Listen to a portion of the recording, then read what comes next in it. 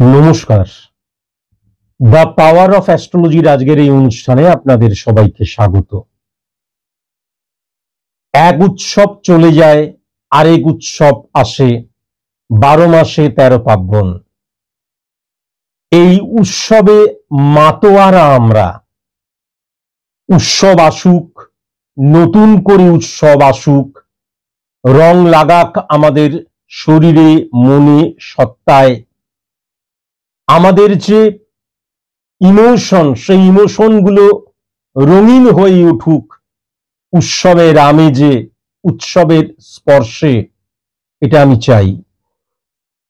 কিন্তু এই উৎসব যেন আমাদের কর্মবিমুখ না করে দেয়, এই দিকে কিন্তু খেয়াল রাখা ভীষণ প্রয়োজন। আজকের এই লাইভ অনুষ্ঠানটির সূচনাতেই আমি কয়েকটি কথা বলতে চাই। আমার এই মাসের ব্যারাকপুরের চেম্বার হয়ে গেছে, সেখানে বেশ প্রায় 4-5 জন মাধ্যমিক পরীক্ষার্থী, উচ্চ মাধ্যমিক পরীক্ষার্থী ছুটে ছুটে এসছে অনেক দূর থেকে, বাচ্চা বাচ্চা ছেলে মেয়েরা। কিন্তু তারা আমার কাছে এসেছে এই কারণের জন্য নয় যে আমাদের কোথায় খামতি, আমরা কি ভুল করছি, কিভাবে রেকটিফাই করা যায়, রেকটিফিকেশনের জায়গা বলে দিন, তার জন্য নয়। তারা কেবল আমার কাছে জানতে এসছে যে আমি কত পার্সেন্ট পাবো, পার্সেন্টেজ ওয়াইজ ডিটেলিং করুন, আমি কত নাম্বার পাবো। আমি তাদের যখন ছক ক্যালকুলেশন করেছি, দেখেছি যারা যারা এই প্রশ্ন আমার কাছে করেছে তারা প্রত্যেকে কিন্তু তৈরি নয়, তারা পড়াশোনা করে না, ডেডিকেশন, ডিভোশন, ডিটারমিনেশন তাদের মধ্যে নেই। আমার চেম্বারটা বিলেল্লাপনা করার জায়গা নয়, কিন্তু আমার চেম্বারটা মিরাকেল, ম্যাজিক, এসো ম্যাজিক দেখাবো তা নয়। আমি আগে থেকে সমস্ত কিছু বাদলে দেব, বলে দেব এবং সেটাই ঘটবে তা নয়। তাহলে কর্ম বলে কোনো কিছু কিন্তু থাকতো না। আমার চেম্বারে এমন অনেকে এসছেন, তাদেরকে রেফার করা হয়েছে, অন্য কেউ দেখেছে, বলেছে যা যা যা ওনার কাছে চলে যা, সব ঠিক হয়ে যাবে। আমার চেম্বারে যখন এসছে তখন তারা date of birth, time of birth, place of birth পর্যন্ত সঠিক মতন বলতে পারছে না। তারা কিন্তু আমাকে বলছে, কেন আপনি তো এমনি এমনি সবকিছু বলে দিতে পারেন। সায়েন্স, রিয়েলিটি, পিউরিটি, অ্যাকুরেসি, যার কথা আমি প্রথম দিন থেকে বলে যাচ্ছি, কিভাবে সেখান থেকে সরে যাচ্ছে, কিভাবে সেখান থেকে সরিয়ে দিচ্ছে নিজেকে, আমাকে, একটি সাবজেক্টকে কিভাবে ক্ষুণ্ণ করছে, ডিসঅনার করছে, আপনারা কেবলমাত্র ভেবে দেখুন। আমি বারবার ধরে কিন্তু এটা জানাচ্ছি যে যারা যারা আমার অনুষ্ঠান দেখেননি বা যারা যারা আমার অনুষ্ঠান দেখেছেন কিন্তু ভালো মতন, আমি কি বলতে চাইছি এখনো আপনাদের কাছে ক্লিয়ার নয়, পরিষ্কার নয়, আপনারা কখনো ম্যাজিক, মিরাকেল এবং অলৌকিক কিছু শোনার জন্য বা পাওয়ার জন্য কখনো আমার চেম্বারে আসবেন না। অ্যাকচুয়ালি বয়সও হচ্ছে, তাছাড়া এটাও আমি বুঝেছি, there is a language of revolution which to be achieve. বিপ্লবী বলুন, প্রতিবাদী বলুন, তার ভাষাটাকেও কিন্তু শিখতে হয়, জানতে হয়, উপলব্ধি করতে হয়। কেবল আমি চিৎকার করলাম, কেবল আমি খিস্তি মারলাম, কেবল আমি গালিগালাজ করলাম, তাদের পরিবর্তন আসবে না। যতক্ষণ না ইন্টারনাল শিক্ষিত আমি হচ্ছি, যতক্ষণ না আমার ভেতরটা শিক্ষিত হচ্ছে, কেবল বাইরেটা শিক্ষিত হলে কিন্তু আমাদের দৃষ্টিভঙ্গিকে বদলানো সম্ভব নয়। আর আমরা যতক্ষণ না আমাদের দৃষ্টিভঙ্গিকে বদলাচ্ছি, ততক্ষণ একটা সমাজ, রাষ্ট্র, দেশ, একটা ঘর, একটা পরিবার, একটা সম্পর্ক এবং সর্বোপরি আমি নিজে কখনোই কিন্তু নিজের মধ্যে বদল আনতে পারবো না। এটা কিন্তু সবসময় মাথায় রাখবেন। নমস্কার। হ্যাঁ নমস্কার স্যার, প্রণাম নেবেন। ড্রিঙ্ক করে বাইক চালাস কেন রে ভাই? আপনি কি করে জানলেন স্যার?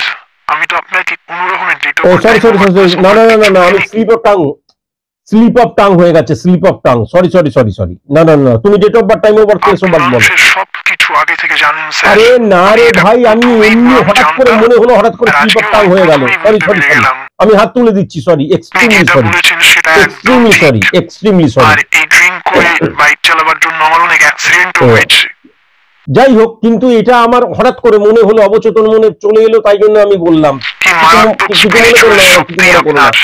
আরে না রে ভাই, এখানে কোনো স্পিরিচুয়ালিটি নেই, অলৌকিকতা নেই, বিশ্বাস করো, হঠাৎ করে মনে হলো, আমি জানি না কেন বললাম, স্লিপ অফ টাং হয়ে গেল। ঠিক আছে, তুমি date of birth, time of birth, place of birth বলো। আপনি ভগবান স্যার। আরে ঠিক আছে, date of birth, time of birth, place of birth বলো। 28 March 1988, 7:11 AM। 28 March 1988, 7:11 AM। 7:11 AM, Krishnanagar. Krishnanagar. 28 March 1988, 7:11 AM, Krishnanagar.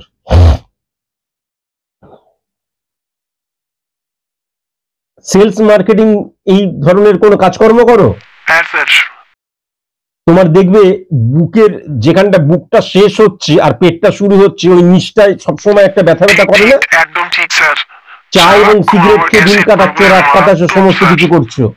খাবার দাবারের জায়গা ঠিক করতে হবে। পরবর্তীকালে কিন্তু এখানে চেস্ট পেনের জায়গা বা হৃদযন্ত্রজনিত প্রবলেমের জায়গা লক্ষ্য করা যাচ্ছে। না খেয়ে, আমি সেলসে কাজ করি, মার্কেটিং এ কাজ করি, আমি দেখেছি সেলস মার্কেটিং এ ছেলেদের একটা ধারণা আছে, আরে আমাদের খাদ্যই হচ্ছে চা আর সিগারেট। না, ওরকম করতে চেও না, বিপদের মধ্যে চলে যাবে। শুক্রকে কেন্দ্র ধরে 1 4 7 10 ক্যালকুলেশন 9695। প্রথমেই বউ কিন্তু পরকিয়া করে। বউ পরকিয়া সম্পর্কে কিন্তু যুক্ত, এটা আমি পরিষ্কার লক্ষ্য করতে পারছি।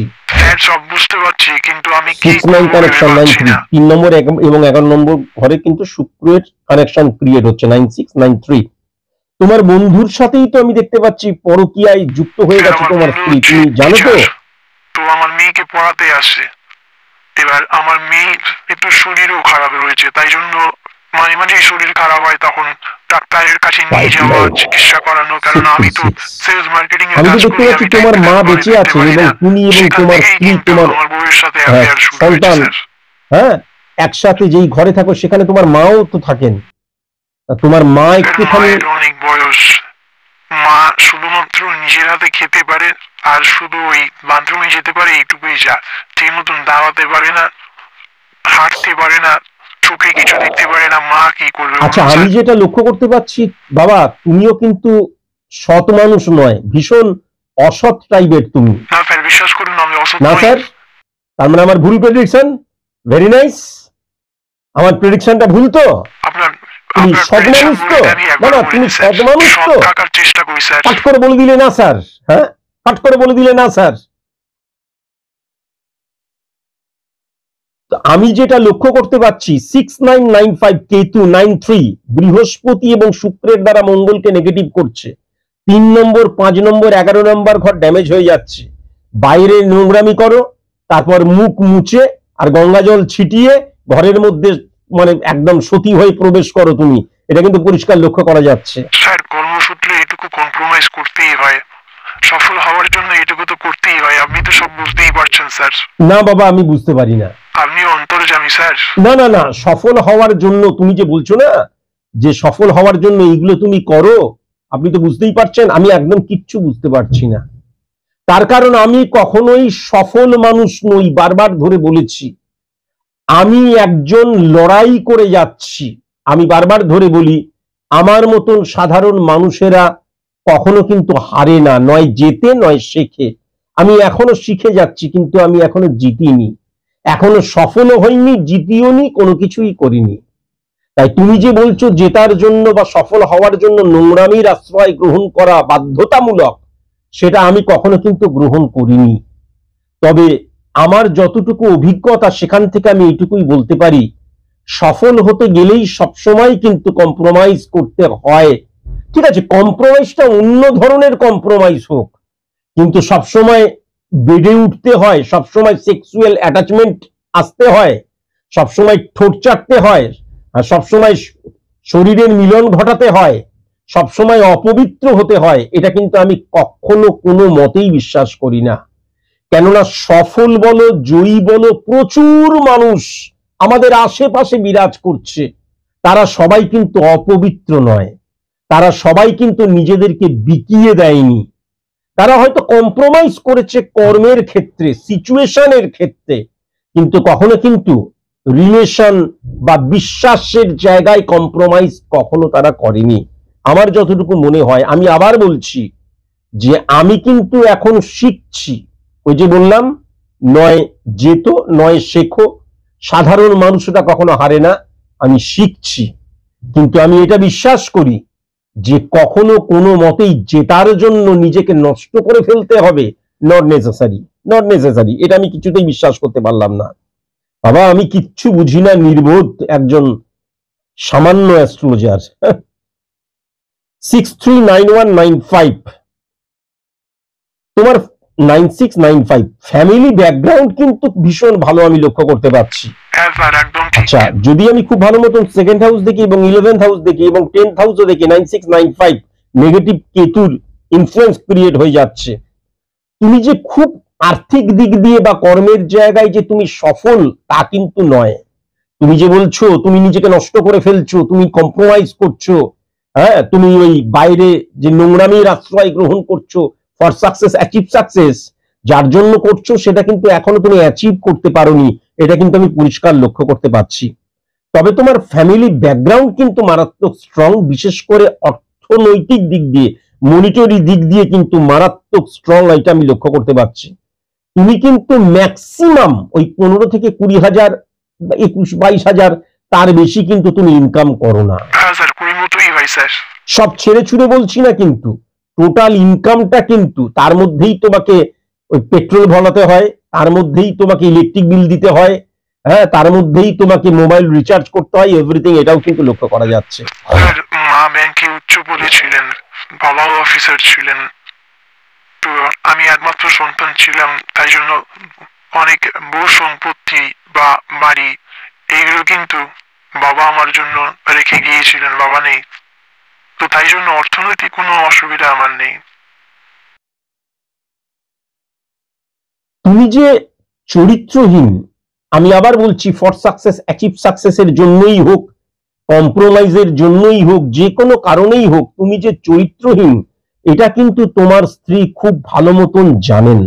9695, হ্যাঁ, এটা কিন্তু দেখা যাচ্ছে। তাই জন্য তিনি কিন্তু নির্ভয়ে প্রেম করেন, এটাও কিন্তু আমি লক্ষ্য করতে পারছি।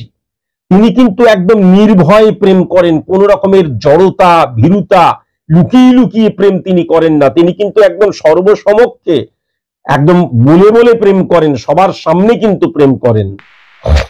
স্যার, আমার স্ত্রী আপনার কাছে গিয়েছিলেন, প্রেডিকশন করিয়েছিলেন, তখন আপনি কৃষ্ণনগরের চেম্বারে আসতেন, তো আপনি তখন আমার স্ত্রীর প্রেডিকশন করে বলেছিলেন যে তুমি এবং তোমার স্বামী দুজনেই কিন্তু চরিত্রহীন, তোমাদের সংসার বলে কিন্তু কিচ্ছু থাকবে না, এবং আপনি তখন রেমেডি নিতে বলেছিলেন।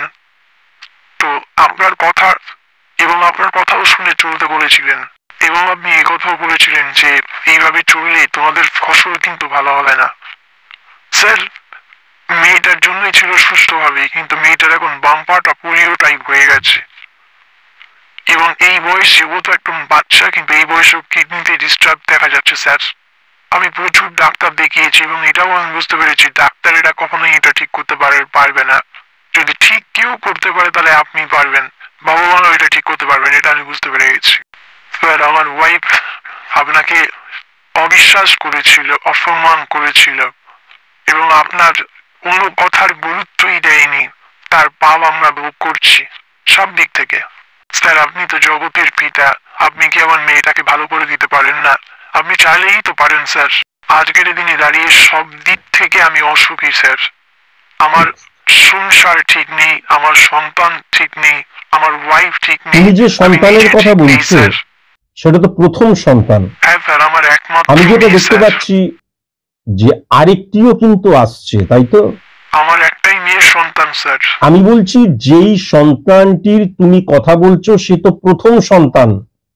আমি যেটা লক্ষ্য করতে পাচ্ছি আরেকটি সন্তানও কিন্তু আসছে, তাই তো? হ্যাঁ স্যার, আমার ওয়াইফ অন্তঃসত্ত্বা। কত মাস হলো? 4 মাস চলছে। 4 মাস। স্যার, আমি কিন্তু 100% শিওর স্যার এই সন্তানটা আমারই সন্তান স্যার। আপনি অন্য কোনো রকম কিছু লিখছেন কি জানি না, কিন্তু এই সন্তানটা কিন্তু আমারই সন্তান স্যার, যেটা আসছে এটা কিন্তু আমি এই ব্যাপারে একটা কথাও বলেছি কি স্যার? আপনি কি বুঝতে না না পারছেন? আমি এই ব্যাপারে একটা কথাও বললাম কি? একদম কনফিডেন্ট স্যার, আমি জানি যে এই আরে সন্তানটা বাবা, আমার রান্নাঘরে কি আমি তো খাবার খাইনি, ঠাকুর ঘরে কি আমি তো কলা খাইনির মতন ব্যবস্থা হয়ে যাচ্ছে। আমি কি একবারও এই কথা বললাম? স্যার আপনি যদি বলেন পরবর্তীকালে ডিএনএ টেস্ট করতে পারি। আমি এই সমস্ত কোনো কিচ্ছু বলিনি। আমি একজন প্রেডিক্টর, একজন অ্যাস্ট্রোলজার, এক প্রেডিক্টর, সমাজ সংস্কারক নয়। আর আমি একবারও তোমার স্ত্রীকে নিয়ে কোনো কথা বলিনি, তার কারণ তোমার স্ত্রীর প্রেডিকশন আমি করছি না, কেবলমাত্র তার একটা মানে কি বলবো বিবাহ বহির্ভূত সম্পর্কে লিপ্ত, এটাই আমি তোমাকে বলেছি কসাস এবং কনসাস এর জায়গা থেকে। স্যার আমি আপনার পাই পড়ছি স্যার, আপনি রেমেডিটা দিন স্যার, আমার মেয়েটাকে বাঁচান স্যার, আমার পরিবারটাকে বাঁচান। একটা কথা বলি তোমাকে, আমার সবকিছুকে একটা বাঁচান শোনো স্যার। শোনো একটা কথা বলি, ভুল হয়ে গেছে, আপনাকে আমি বিশ্বাস করি। কোন রকমের কোন রেমেডি আর দেব না। আমার কাছে কেউ এলো প্রেডিকশন করালো, আমি রাখছি পরে বলছি, আমার কাছে এলো প্রেডিকশন করালো, আমি তখন তাকে প্রেসক্রিপশনের মধ্যে লিখে দিলাম। সবকিছুর একটা সময় আছে। তুমি যদি কখনো সন্ধ্যে 6টার সময় দুপুরবেলার খাবার খাও, তাহলে কখনো সেটাকে লাঞ্চ বলতে পারবে না, ঠিক কি না? ভোর কখনো সকাল 10টার সময় হয় না। সবকিছুর একটা সময় আছে, সেই সময়ের মধ্যেই ইমপ্লিমেন্ট করা প্রয়োজন ছিল। আবার বলছি, বিশ্বাসের জায়গা, ভক্তির জায়গা বা আমার মনের দিক দিয়ে রেসপেক্টের জায়গা তখন কিন্তু নড়ে গিয়েছিল। আজকের দিনে যখন দেখছো স্যার যেটা বলেছেন সেটাই তো হচ্ছে, এবার রেমেডি নেব, এরকম করে রেমেডি এরকম করে কখনো অলৌকিকতা ক্রিয়েট করতে পারে না। হঠাৎ করে নিলাম, যখন খুশি নিলাম, আর যখন খুশি আমার নেগেটিভিটি অফ হয়ে গেল, কখনো সেটা হয় না। নইব নইব চ, বুঝতে পেরেছো? এসব কথা বলে লাভ নাই। আমি যখন বলেছিলাম তখন যখন নাওনি, এখন আবার আরেকবার আসতে হবে, তোমার স্ত্রীকেই আসতে হবে। আমি আবার প্রেডিকশন করব, করে আজকের দিনের স্পট ইমপ্লিমেন্টেশন ছক ক্রিয়েট করে দেখব কি গ্রহের অবস্থা। তারপর নমস্কার। নমস্কার স্যার, আমি দিল্লি থেকে দেবাংশু রায় বলছি। তুমি এখন দিল্লি থেকে আমার অনুষ্ঠান দেখছো? হ্যাঁ স্যার। দিল্লিতে এই সমস্ত চ্যানেল যায় নাকি? না স্যার, আমি মোবাইল অ্যাপস এর মধ্যে দিয়ে অ্যাপসের দেখছি। মধ্যে দিয়ে, রাইট রাইট রাইট, হ্যাঁ অ্যাপসের মধ্যে দিয়ে। হ্যাঁ আমিও গাড়িতে যেতে সব কিছু প্রোগ্রাম দেখা যায়। হ্যাঁ আমিও গাড়িতে যেতে যেতে অ্যাপসের মধ্যে দিয়ে দেখি। বিয়েতে আমি এখন কর্মসূত্রে থাকি স্যার, আসল বাড়ি হচ্ছে বারাসাতে। 2022 সালের মার্চ মাসে আমি আপনার কাছে গেছিলাম স্যার। তখন আমার কর্মজীবন নিয়ে মারাত্মক অনিশ্চয়তা ছিল, আমি অনিশ্চয়তায় ভুগছিলাম স্যার। আপনার কাছে আমি প্রেডিকশন করিয়েছিলাম এবং রেমেডিও নিয়েছিলাম। আপনি আমাকে আপনার কাছে স্যারেন্ডার করতে বলেছিলেন, আমি আপনার কাছে নিজেকে স্যারেন্ডার করেছিলাম স্যার।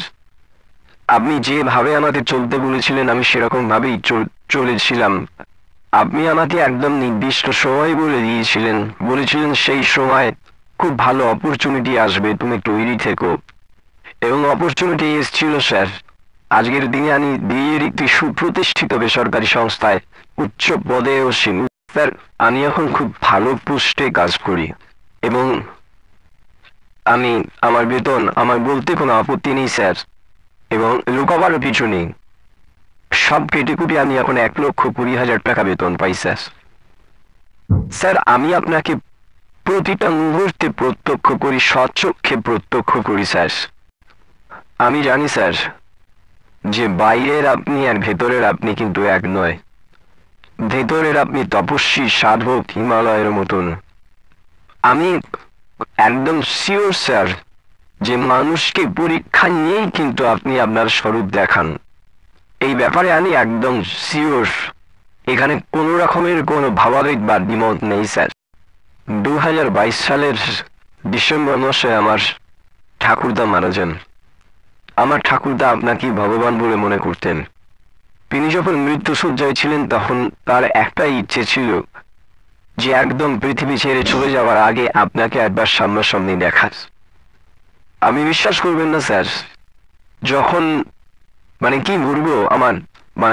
কি বলবো স্যার, চোখে জল চলে আসছে। আমার ঠাকুরদা যখন মৃত্যুশয্যায়, তাকে যখন মুখে জল দেয়া হচ্ছে, বলতে গেলে এটা অবিশ্বাস্য বলে মনে হবে। একজন ভিক্ষুক সাধু তিনি তখন আমাদের দরজার সামনে আসেন এবং কোনো কাউকে কোনো কিছু না বলে তিনি কিন্তু এই ঠাকুরদার কাছে চলে আসেন এবং নিজে কিন্তু ঠাকুরদাকে শেষ জল পান করান।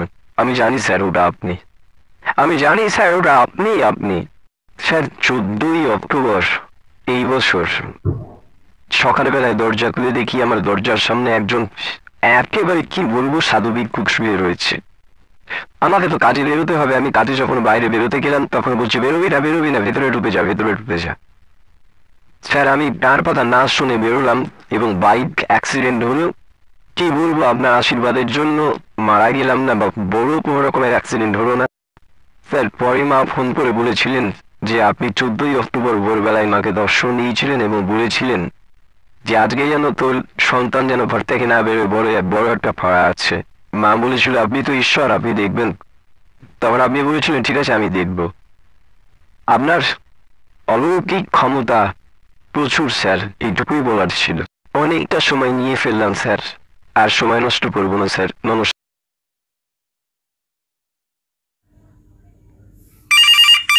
যাই হোক, একটা ফোন চলে এসছে, ব্যাপারে আমার সেরকম কিছু বলার নেই। নমস্কার, তাড়াতাড়ি, একটা সময় নেই কিন্তু। স্যার আমি আমার মেয়ের সম্পর্কে প্রেডিকশন করাতে চাই। মেয়ের সম্পর্কে? হ্যাঁ স্যার, মেয়ের সম্পর্কে। 19th নভেম্বর 2001 রাজস্থানে জন্ম। আমি কি রাজস্থানে জন্ম? মানে রাজস্থান থেকে আমাকে কি আজকের অনুষ্ঠানটা দেখছেন না স্যার? রাজস্থানে জন্মেছিল, আচ্ছা, এখন পানাওয়ায় রাজস্থানে জন্মেছে। রাত 12টা, রাত্রি 12টা। 63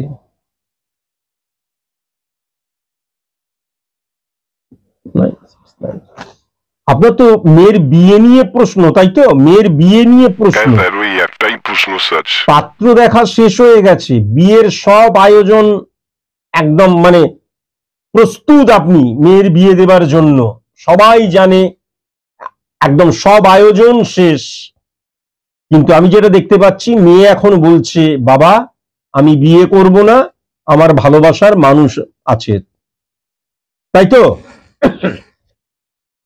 তাই তো? হ্যাঁ স্যার তাই। না তা নয়। কেন মিথ্যে কথা বলছেন? আপনার সব আয়োজন শেষ, কিন্তু এরই মধ্যে মেয়েটি তার ভালোবাসার মানুষের সাথে পালিয়ে গিয়ে বিয়ে করেছে, এটাই আসল সত্যি কথা। এবং মেয়েটি 6369 পালিয়ে গিয়ে যে বিয়ে করেছে, যার সাথে তার প্রেমজ সম্পর্ক 96 কানেকশন, বৃহস্পতি কেতু রাহুকে উচ্চস্থ করছে, কিন্তু মিনিমাম 10 থেকে 12 বছর বা তারও বেশি কিন্তু এজেড, মানে বয়সের ডিফারেন্স অনেক, আমি যেটা লক্ষ্য করতে পারছি, তাই তো? জানি না স্যার। এখন ব্যাপার যেটা হচ্ছে, সে কিন্তু বিয়ে করে শ্বশুর বাড়িতে আছে, সেখান থেকেই ফোন করে কিন্তু আপনাকে বলছে বা কাউকে দিয়ে খবর দিয়েছে, আমার যতটুকু মনে হয় ফোন করেই সে নিজেই বলেছে যে বাবা তুমি আর আমার বিয়ের ব্যবস্থা করো না, আমি আমার বিবাহ নিজেই সম্পূর্ণ করে ফেলেছি, তাই তো? একদমই তাই স্যার। না তাও নয়, আপনি কেন মিথ্যে কথা বলছেন? সে ফোন করে বলেছে বাবা আমার বিয়ে হয়ে গেছে, চ্যালেঞ্জ, বাবা আমার বিয়ে হয়ে গেছে, বিয়ের জন্য যা কিছু তুমি অর্থ জোগাড় করেছো যেখান থেকেই করেছো, কেননা আপনার অর্থনৈতিক অবস্থা খুব একটা ভালো নয়, এটা আমি লক্ষ্য করতে পারছি। মেয়ে বলেছে আমার বিয়ের জন্য যে অর্থ তুমি জোগাড় করেছো সেই অর্থটা তুমি আমাকে দিয়ে দাও। আমি যতটা মিষ্টিভাবে মধুরভাবে বললাম সেরকম ভাবে সে বলেনি। এবং মেয়ের এই কথা, এই যে টাকা ডিমান্ড করার পেছনে বা সম্পত্তি ডিমান্ড করার পেছনে, অর্নামেন্টস ডিমান্ড করার পেছনে তার শ্বশুর বাড়ির হাত আছে, এটা আমি ডেফিনিট ভাবে বলে দিতে পারি, তাই না? 6369 তারা যে বিবাহ করেছে, প্রথমত অ্যাডাল্ট, তার কারণ হচ্ছে 2001 সালে তার জন্ম। দ্বিতীয়ত পুলিশ থেকে শুরু করে, যেহেতু দুজনেই অ্যাডাল্ট, পুলিশ থেকে শুরু করে রাজনৈতিক দাদা থেকে শুরু করে সবার কিন্তু হাত রয়েছে। কিভাবে তাদেরকে হাত করলো এ ব্যাপারে আমি আর ডিটেইলিং এখানে করতে চাই না। আমি যা বললাম এইবার বলুন ঠিক বললাম তো? হ্যাঁ স্যার, আপনি বাঁচান স্যার। এক্ষেত্রে আমি কোনো মতেই কোনো কিচ্ছু করতে পারবো না। আমি যদি ভুল ডিসিশন নিই বা আমি একজনকে বিয়ে করে নিয়েছি, আমি এখন কি রেমিডিয়াল প্রসেস অ্যাপ্লাই বা মানে কি বলবো ছুমন্তর ছুচু করে সেখান থেকে নিয়ে চলে আসবো? কখনোই নয়। কর্মফল ভোগ করতেই হবে। আমি যে কর্মটা করছি, ভালো করলে ভালো কর্মফল, খারাপ করলে খারাপ কর্মফল। জীবন হচ্ছে সমুদ্রের মতন, কোনো কিচ্ছু নেয় না, তুমি যা দেবে সেটাই সুদ সমেত কিন্তু ফেরত দিয়ে দেয়। আজকে আর একদম সময় নেই, একদম সময় নেই। আজকের মতন এইটুকুই। নমস্কার।